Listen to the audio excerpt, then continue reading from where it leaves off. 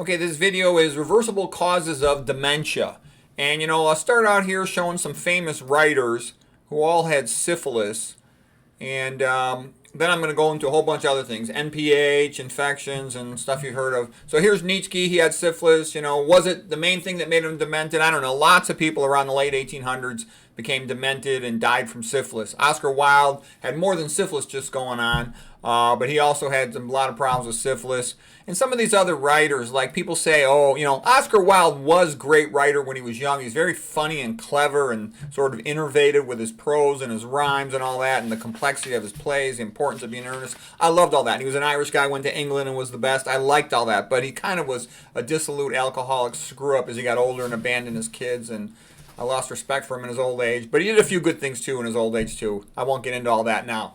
We're talking about dementia. Flaubert, he wrote Madame Bovary, Madame Ovary. I thought the book was a piece of crap. I didn't like him. A lot of these French guys I thought were kind of disgusting. Him and Baudelaire. Here's Baudelaire. He's the guy's a derelict with all the prostitutes, both of them, and ended up dying from syphilis. Here's the famous Al Capone. He had a problem with syphilis. Here's James Joyce. They say he's such a great writer. Most of the modern writers really stink. They say they're so great. He was an alcoholic and a screw-up, always doing stupid stuff. Portrait of the Artist as a Young Man I thought was pretty good. Ulysses was okay. The Heffernan course on that was good, but he's totally overrated as a writer, okay? Anyways, I just wanted to show you lots of guys got syphilis. We almost never see syphilis anymore causing cognitive impairment. I'm not sure why it's not as common. Yeah, sure, there's antibiotics, but I would still expect to see it more than we do. All right. Chris Christopherson, he was diagnosed with Alzheimer's disease, and then luckily they figured out it was Lyme disease and infection, and he came back and he did well. By the way, notice that Lyme disease and syphilis and tuberculosis can all have recurrent phases, reactivation phases, dormant phases. That's an important point. If you're going to understand pathophysiology, clotting, and a lot of advanced dementia stuff, you should know that bacteria have dormant phases. That'll actually be important if you end up pursuing study of this topic further. Okay, here's the classic thing everybody's looking for all the time. Get a brain MRI with a demented patient. See if there's a resectable tumor, like a frontal lobe tumor. This would be a parasagittal, uniformly enhancing, extraaxial meningioma, compressing the frontal lobes. Perhaps if you resect it, the patient will get better and recover from the dementia. You know how often I see that? I've seen one in the last 20 years, okay? What do I see all day long? All day long, multiple patients. Diabetes, hypertension, diabetes, hypertension, diabetes, hypertension. Seen one of these in 20 years. Okay, here is a Wernicke-Korsakoff, usually in alcoholics. Can also be some people with bowel surgery, thiamine deficiency. You can give them thiamine, maybe it'll get better. Here's a herpes encephalitis infection. You got to treat it real fast before the brain is destroyed. It starts out unilateral. It's often a little bit bilateral. Medial temporal lobe, subinsular regions. Get them going with acyclovir as fast as possible. Okay. Or whatever drug related to that. Here's a famous reversible dementia here. This was a book, and then it became a movie called Brain on Fire. A pretty lady had this disease. She was actually a writer, reporter or something. She wrote the book. I read the book. I actually thought the book stunk. She just non-stop whining, drove you crazy. She's lucky her boyfriend stayed with her. I mean, she just was, the book was really bad. But, she's pretty, she's young, they make a movie out of it, okay? So this is called limbic encephalitis. The limbic system is like the edge. Limbic means like edge, and so it includes the medial temporal lobe that's continuous around the back of the brain, like the letter C, the mammal brain, if you will, into the cingulate gyrus. Really, cingulate gyrus here, corpus callosum here. So anyways, there's abnormal increased signal. It means it's brighter than it should be in this region, involving the hippocampus as well. So limbic encephalitis is a potentially reversible form of dementia and psychiatric symptoms. It's really rare. How often do I see a case of this? Once every 10 years, okay? So it's good to know about it. Maybe once every 7 years. I've seen like 3 in the last 20 years, but it's pretty rare. It can be associated with tumor. Sometimes you resect the tumor from the abdomen or from the mediastinum, anterior chest, and the patient will get better. But these are totally, like they say, when you hear hoofbeats, think of horses. And then the next most rare thing that makes hoofbeats is zebras. So they say think of horses, not zebras, when you're hoofbeats. But there's even something more rare than a horse that makes hoofbeats, like an okapi or something. It's that funny-looking animal that looks like a cross between a giraffe and a zebra. So this is rare stuff. Okay, here's another thing they'll tell you to look for in an old person. You know, see if there's a big subdural hematoma on the side of the brain. A surgeon can drain that, and maybe the patient's cognitive function will improve. This is super rare. Yeah, I do sometimes see it, but for this to be an unknown cause of cognitive impairment and the patient's gonna get better when it's drained, that's a rare event. Yeah, it does happen, but it's rare. All right, now here's something that is also rare, but you're going to hear about this one a lot. This is the famous mnemonic is wet, wobbly, and wacky. So he's wet because he's got urinary incontinence. He's wobbly because he's got an abnormal gait, difficulty walking. And wacky is just that he's got impaired cognition. Okay, so this is called normal pressure hydrocephalus because if you do a spinal tap, their pressure of their cerebral spinal fluid is normal. It's also called communicating hydrocephalus, meaning as opposed to obstructive hydrocephalus. A real key finding is that usually when patients have dilated cerebral ventricles, this is where the cerebral spinal fluid is contained in the brain, they'll have dilated sulci along their cerebral convexities. And this one has real small, like a young person. It's like a 20-year-old, these sulci, okay, a 20-year-old, a 30-year-old. So when the brain is tight on the convexities but big in the ventricles, that's an indicator that there's a good chance it's normal pressure hydrocephalus. We usually call it NPH. Okay, so a typical looking CT scan you would see in an NPH patient with these giant ventricles, but the sulci are small. They're all tight. You can actually have communicating hydrocephalus with bigger sulci in the more anterior frontal lobe brain, something called the Sylvian fissure, but they'll still be tight on the high convexities, especially in a more posterior high convexity area. We call that the frontoparietal region near the central gyrus, precentral gyrus, motor cortex, and all that. So the other thing we'll typically do a spinal tap, a large volume spinal tap. It's called a tap test, and see if they respond to that. If they respond well to that, that's an indicator that they're more likely to respond to ventriculoperitoneal shunt. We usually call them a VP shunt. And here's a typical shunt place. You can see the ventricles are decompressed. They're smaller now than they used to be. Now, this is rare. How often do I see it? It's a little bit hard to say. You have to have the whole follow-up of the patient from their physical exam, clinical history, and then to the placement of the shunt and their follow-up, okay? And I don't have that many of them. How often do I probably see it? About once a year, I think, that the patient goes from NPH to gets a shunt and gets better. Sometimes they shunt them and they don't get better. Sometimes they get worse. I can also tell you there's some neurosurgery centers where they say we need you to be doing more of this because they want the business, okay? And then I can tell you I had off the record conversations with several neurosurgeons and they don't really like doing them. They think it doesn't work that often and they don't like managing these shunts. So where exactly is the truth? Probably somewhere in between, but I don't know for sure. But what I'm trying to say is everybody's always looking for this, and I've also been my experience of talking to neurologists. They're not that enthusiastic about this. They think it's kind of overrated, but sometimes it could save a patient. So, if the guy's demented, it's kind of like being dead when you're real demented. So sometimes it's worth it taking a try at it. If they've got the matching finding, they pass the tap test, so to speak. Big vents, tight sulci, especially frontoparietal convexity, positive response to a large volume spinal tap with removal of a lot of cerebral spinal fluid. Okay, now we're going to get into the kind of stuff I see every day. So here's a normal looking brain. Normal size cerebral ventricles, kind of small. Normal signal in the brain and periventricular regions, okay? A little bit of hyperintensity, mean bright signal in the corticospinal tracts, that's normal. A little bit of hyperintensity along the frontal horns, that's normal. This is not normal. All this high signal in the periventricular regions, touching the ventricles called juxtaventricular. When it's, just a little bit spaced away with some intervening normal tissue, that's periventricular. When it's up adjacent to the cortex, that's called subcortical. So I would call this extensive juxtaventricular, periventricular, and subcortical flare hyperintensity. Flare is the name of the sequence, and it really just means a T2 suppressed brain MRI. Meaning that the cerebral spinal fluid is suppressed, but fluid is still bright, so it's still basically a T2 weighted sequence. And the point of the matter is, this would be typically described as, extensive periventricular, subcortical, juxtaventricular flare hyperintensities, most likely due to small vessel ischemic disease. Okay, but actually a lot of times hypertension, diabetes, atherosclerosis, and it could be other things similar to that, overtreated hypertension, undertreated hypertension. All right, well, anyways, I often see this. This would be a lousy looking brain for an 85-year-old. I see tons of brains like this. I see them all the time. Every day I'll see a brain like this, okay?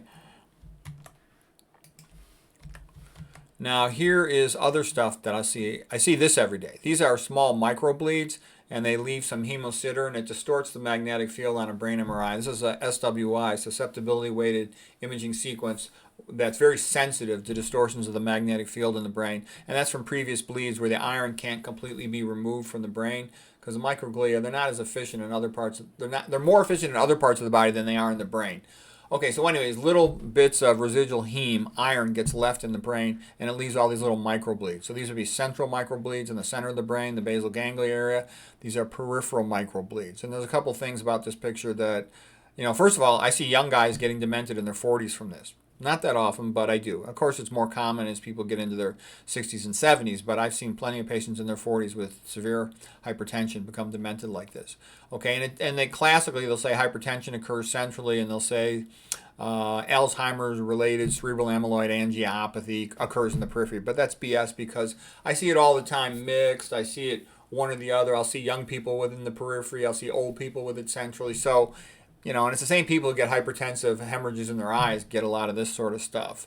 Okay, so hypertension's bad. All right, now here's a big bleed, a big parenchymal bleed. We often call those IPH, intraparenchymal hemorrhage. That's from hypertension. These are rare. I hardly ever see these, okay? So this is another one of those things that hardly ever happens. Sometimes these patients will have mixed prognosis. Some of them I see do pretty well. If it ruptures into the ventricle, they often die.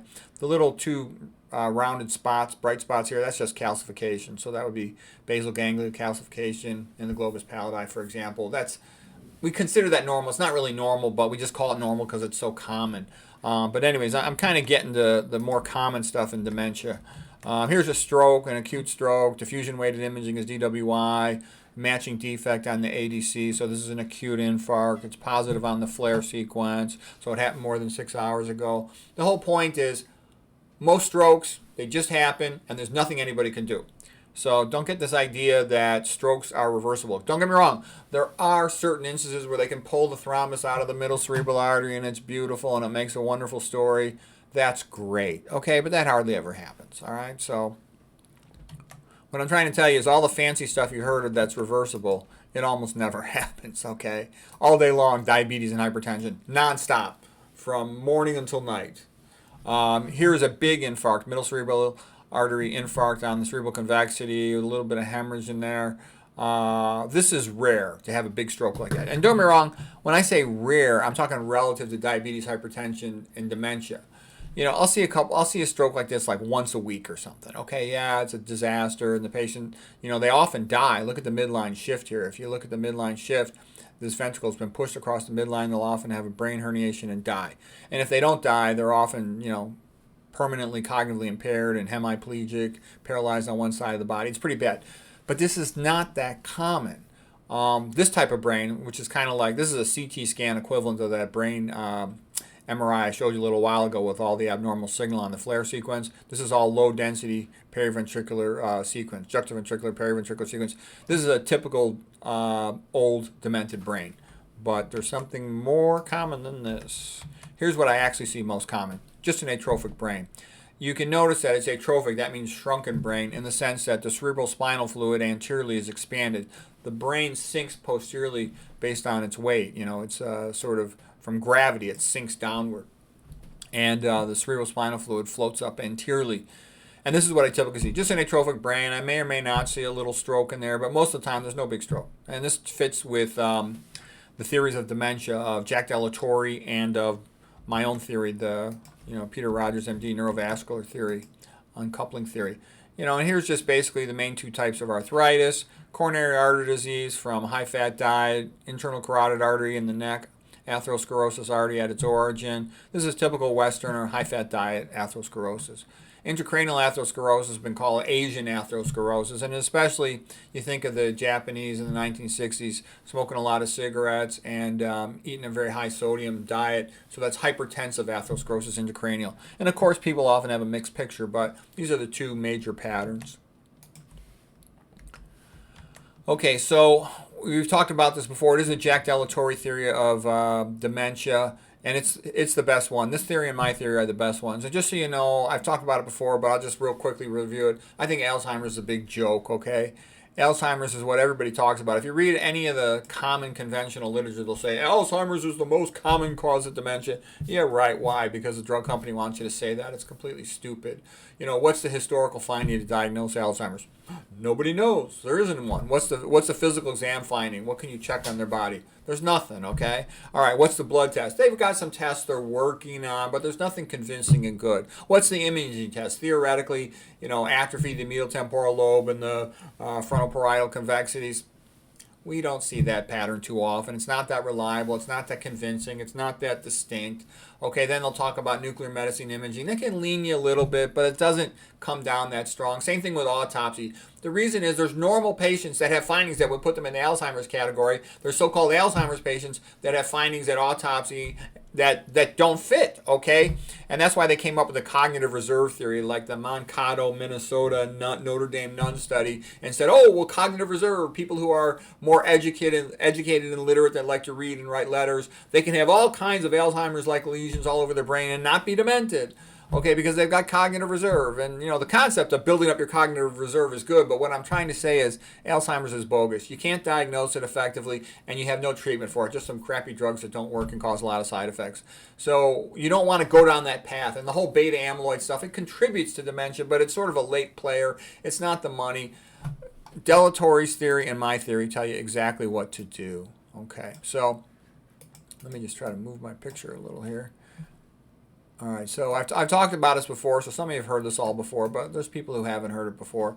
Delatorre would tie off the carotid artery in the neck, internal carotid artery, and then the mouse, middle-aged and older mice would become demented typically about 2 months later. He did a whole bunch of experiments. He tied off both carotids. He tied off one carotid, two verts, you know, one carotid, one vert. He's experimenting with seeing what happens when you decrease perfusion to the brain.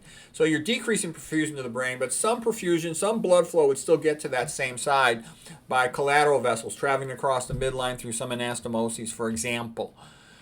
So that's not like a stroke. A stroke is a sudden occlusion of a vessel way up high in the brain, and there's some brain tissue that just loses all its blood supply and it dies suddenly. The plasma membrane lyses, it spills out, and there's a big mess in that location. I can point to it exactly where it is on the brain MRI. I tell you exactly what sulcus it's in, what gyrus it's in. All right, well, anyways, with this, you just get a shrunken brain, like that brain I showed you at the end. And people will say, well, not that many people have occluded carotid arteries from atherosclerosis. True. Tons of people got atrial fibrillation. You know, you drop the atrial filling, you get less blood supply to the brain. Tons of people have CHF, congestive heart failure. They're like a mouse. That's why I call these things mouse equivalents. All right. If you overtreat hypertension, which is a common thing, you know, why do you have high blood pressure? To get blood to the top of your brain. So you got to be careful not to overtreat it, or you don't get enough blood up to your brain. Like the mouse equivalent. I think that's one of the more common causes of cognitive impairment. The other thing is if you don't treat the hypertension at all and it's real high, let's say you got, you know, systolics over 160, 170, 180, 200, that high pressure hitting at the bifurcations of your brain arteries, it damages the arteries and they respond by laying down more collagen, fibrosis, and that fibrotic material limits the ability of oxygen to pass from the red blood cells to the neurons in the brain. So arterial injury due to chronic elevated blood pressure can damage the arteries. Also, diabetes causes a microvasculopathy that damages the arteries. It causes thickening, for example, of the capillary basement membrane that also limits the ability of oxygen to get from that capillary, from that red blood cell, to your brain cell, your neuron, okay? Obstructive sleep apnea. These fat patients, they're hypoxic at night. They undergo sleep studies, put a pulse ox on them. I've seen them dropping their O2 sats into the 60s, okay? Diabetes with hypoglycemia. Now they got continuous glucose monitors. They can stick them into their skin, check their blood glucose level every 15 minutes through the night. They used to not know that. They used to just stick their finger about twice in the day, and so they wouldn't know what they were at night. Now they check them with the CGMs, continuous glucose monitors, overnight. many of them are much more hypoglycemic than was previously realized. You're depleting those neurons of their energy, which they need to stay intact. So you got a baseline, this is my theory, by the way, the Peter Rogers, MD, neurovascular uncoupling theory. You got a baseline metabolic rate, and you got a baseline oxygen and glucose delivery. So if you have obstructive sleep apnea, you're dropping oxygen to that neuron, and that neuron, if it gets too big of a gap, it can die. You're dropping glucose to that neuron because you gave too much insulin in a diabetic, insulin-dependent diabetic. You can get this gap too wide, neuron dies. Lack of blood supply because AFib, CHF, all of those things can widen this gap till that neuron dies, all right? A lot of patients have aortic stenosis, aortic regurgitation, less blood to the brain, mouse equivalent. Post-CABG, coronary artery bypass grafts will run the pressure low. I stayed in the ICU with my father when he had open heart surgery. I tried to talk him out of it, but I didn't know enough back then. That was like 20-something years ago, 25 years ago. The other thing is, well, severe anemia, we're not going to get into that too much, but basically, this is the Jack Delatorre theory. It's been called the vascular hypothesis of dementia. I like to call it the mouse equivalent theory. Okay, it's great stuff though, and he wrote a great book called Alzheimer's Turning Point. I tried to contact him. I wasn't able to talk to him though. I can't find him. All right, here is Goldilocks and the Three Bears, and what you want is Goldilocks and the Three Bears. What I mean by that is you want the golden mean, the happy range in the middle. So the best way to handle hypertension is to just eat the right diet, low in fat, low in sodium, so you don't become hypertensive. Those are the two main things that cause hypertension. Well, three. Psychological stress, which is the same thing as drinking caffeine and sleep deprivation. Also, elevated dietary fat. And that's why I think all that paleo, keto, and high-fat vegan, it's all stupid BS. I think it's a bad idea. Okay, I've seen vegans who, couldn't get their blood pressure under control until they quit eating the nuts and all the omega-3 type plants, foods, and supplements and stuff. Okay, let's take a look at the next slide here. We're almost done. This is what I meant by the brain. You're screwed if you don't get your act together. So basically, if your pressure is too high, it's going to damage these arteries at these branch points. These are called the lenticular striae. So here's the internal carotid artery, comes up to the brain. It gives off an anterior cerebral artery, which we don't show because it would make the picture too complicated. Here's the middle cerebral artery. The branch is going into the basal ganglia, the big nuclei of the brain where all the cell bodies are in the center of the brain. These are called lenticular striate arteries. They come off at a right angle, almost like a perpendicular 90-degree angle. And real high blood pressure can damage the entry point here, the ostium of these arteries, and lead to ischemic strokes in this area. You can even have a little hemorrhagic strokes in here, a little bit of bleeding. Super common stuff. I see a bunch of these every single day. So that's when blood pressure is too high. Okay. Also, if the blood pressure is too low, though, you don't get it up over the convexity, enough blood, and you have a difficulty perfusing this area right next to the ventricles. That's why I drew a skull and crossbones here. At the level of the ventricles, it's called a corona radiata, because it's like a crown and it radiates around the ventricles. Above the ventricles is called centrum semiovale. It's in the center of the brain and it's semi-oval. All right, so anyways, this is the deep white matter, meaning association fibers, the axons that are myelinated. All right, they look kind of white when you look at it under gross inspection.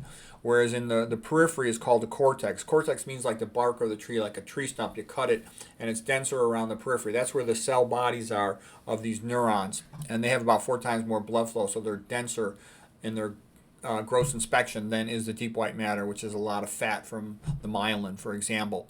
Okay, so anyways, the point is it's hard to get blood supply to the deep white matter when you have overtreated hypertension or when you've got a lot of small vessel atherosclerosis due to hypertension and due to diabetes. So they get lots of strokes here. These are like the brains where I show you all those flare hyperintensities. This is what I'm talking about. Some patients will have 1,000 of those little white spots. I see tons of this all day long, every day. But the most common thing I see is just a shrunken atrophic brain. Okay. And then I previously talked to you about, here's my theory, the neurovascular uncoupling theory of dementia.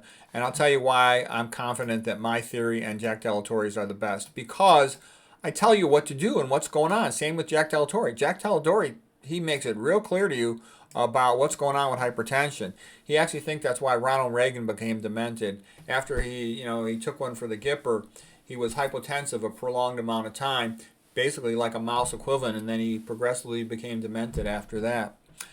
He was pretty bright before that. If you watch his speeches, you would see that that was the case. Okay, so now the neurovascular uncoupling theory. So basically you start out having a matched GOD means glucose oxygen delivery. I could have wrote it OGD, oxygen glucose delivery, but as a joke I wrote it GOD, glucose oxygen delivery, and it has to match the MR, metabolic rate.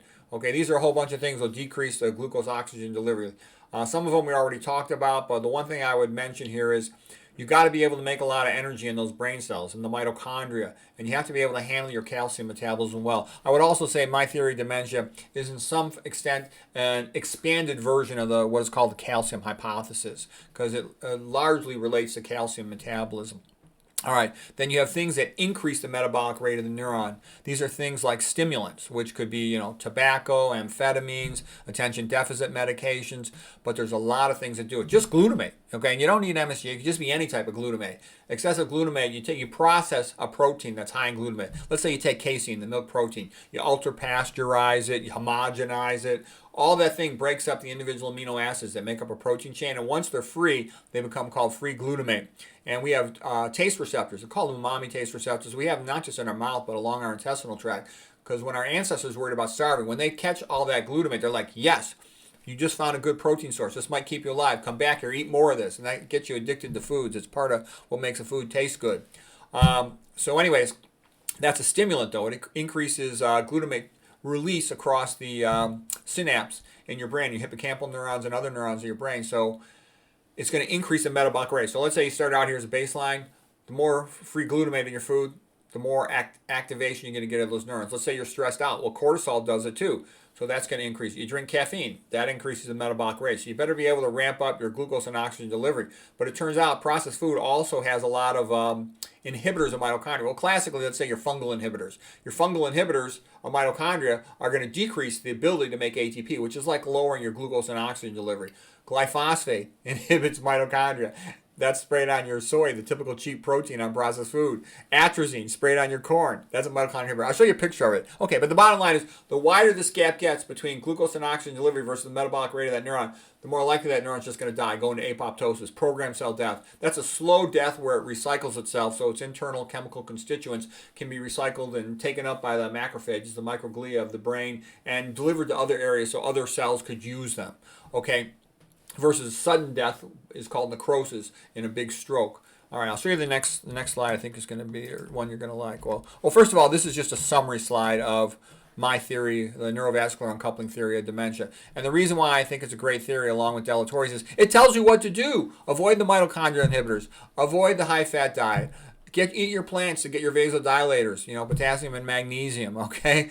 You also get the good stuff. Fiber helps you maintain your blood-brain barrier. All the good stuff comes from plants. All right, you get your nitric oxide precursors, the nitrates from your greens, for example. Avoid all these stimulants. They're all bad for you. Avoid oils. They're bad for blood supply. Okay, now I'm going to show you something. The last slide I think you're going to think is pretty neat. All right, so if you look at the pre-med books, and the medical student biochem books, they're a joke, okay? They don't even have anything about these mitochondria. You might want to hit the print screen button and say, this is a very useful slide. This is super useful. So I knew that mitochondria inhibition was a big deal, but I couldn't find it in any of my biochemistry books, and I own a whole bunch of them, okay? So then I go into the literature. There's tons and tons of information about mitochondrial inhibitors, and a lot of these things are real common. Here's the statins. Okay, yeah. That's why there's been some association with them sometimes of causing cognitive impairment. Okay, take a look at this. There's SSRIs, like here's trazodone, for example, selective serotonin reuptake inhibitors, typical medicines used to treat dementia. They're a joke. They increase your risk of becoming demented. They're used to treat depression. Sertraline's another one, and there's other ones too. Let's see, what else? In the processed food, they often put antifungals to prevent mold from growing. Well, guess what? They can inhibit complex 2. All right? They inhibit mitochondrial function. What it means when you inhibit mitochondrial function is you're less able to make ATP. If you're less able to make ATP, then you don't have ATP available to run your plasma membrane, sodium, potassium, ATP pumps. You don't have energy available to pump calcium out of the cell, meaning the cell stays overactivated, excitotoxicity. So what I'm saying is mitochondrial inhibitors are very much like, almost an equivalent of an excitotoxin. So they're going to lead you to losing brain cells, make you stupid. Okay, dietary fat inhibits electron transport at complex 3. Atrazine, your high fructose corn syrup is sprayed on the non-organic corn. It contributes to inhibiting this. Okay, and so what's happened is people are being nickel-dimed to death. And the average human doesn't have a lot of mental sophistication and can't handle nuance and subtleties. They just want one thing. Tell me what I got to do. Give me a pill. That don't work. You need to know there's a whole bunch of things that mess us up. And the smart move is live simple, like Adam and Eve, except, keep your indoor heating and plumbing. Avoid all this processed food crap. It's full of brain poisons, okay? Atrazine with high fructose corn syrup is a brain poison. And that high fructose corn syrup, the purification method, often pushes it through a chloralkali vat, and it'll often have Hg in there, mercury, a brain poison. Okay, and the cheap protein in processed foods is soy. It's typically been sprayed with glyphosate, neurotoxic again. Okay, and the non-organic beans are also sprayed with glyphosate. That's why if you're going to eat beans, they better be organic. All right, antipsychotic medicines like Haldol, neurotoxic. Dry cleaner stuff, trichloroethylene, neurotoxic. Liquid paper, neurotoxic. Degreasers, neurotoxic. Okay. Some people think metformin is a great medicine. I've had doctors ask me, "Oh, do you think I should take that for longevity?" I said, "Are you stupid? It's going to inhibit your mitochondria." Okay, a lot of people take that. They think that's a good medicine. Stupid. Inhibiting mitochondrial electron transport can increase your risk of diabetes as well. Yeah, duh. Just like fat does as the cause of diabetes. It's like the Brownlee paper, Unifying Theory of Diabetic Complications. By the way, I've given a whole bunch of lectures on all this stuff in more detail. The reason I got interested in showing this is somebody was asking me recently about reversible causes of dementia, especially NPH, normal pressure hydrocephalus. So I thought I'd just throw this talk together real quick. All right, Lasix, a common diuretic, okay, for treating hypertension, for example, or congestive heart failure. A lot of antibiotics, aminoglycosides, quinolones, fluoroquinolones, F- itself. The reason I'm laughing is all of this stuff is super common, okay?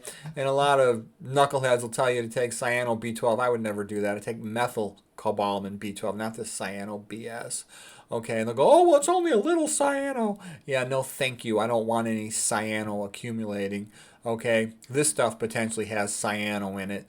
This type of nut potentially has it in there. This type of thing potentially has it in there. Lots of food dyes are mitochondrial toxic. BPA, the estrogenic chemical used in hard plastics, and its derivatives potentially as well. They're mitochondrial toxic. Okay, all of this stuff damages your ability to produce energy. It could impair potentially your athletic performance, your cognitive performance, and over time cause cognitive decline.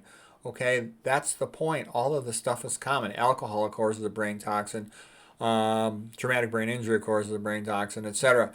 Tylenol is also neurotoxic too. People, I wonder how smart is it really to be giving kids so much Tylenol every time they get a little fever, flame retardants, antimony and flame retardants, neurotoxic, okay? PFOA, fried food on a nonstick pan, neurotoxic. Some of this welding stuff, potentially neurotoxic. If you have to work with chemicals like these, try to at least ventilate the room. Titanium dioxide nanoparticles, neurotoxic, okay? A lot of people think propofol is such a great thing for sedating patients. You know what? I wouldn't want that used on me. It's potentially neurotoxic here, inhibiting an electron transport. Okay, so anyways, that's pretty much the overview. If you have, in other lectures, I went through all the calcium metabolism. I went through excitotoxicity in much more detail. So it was interesting to learn a little bit about frontal lobe meningiomas, subdural hematomas, limbic encephalitis, normal pressure hydrocephalus. All that's well and nice, but how often do I see that stuff? Maybe 1 out of 1,000 patients. A little more than that, but it's not much more than that. So the point is, 99% of the time, diabetes, hypertension, and all this stuff I'm talking about here with neurovascular uncoupling and dilatory series, that's what's making people demented all day long. These other rare things, yeah, it's good to know them, but they're zebras. They're not even zebras. They're all copies, okay? This is horses. This is something all day long, every day. And it's preventable. You can avoid all these things. So anyways, hope that was useful.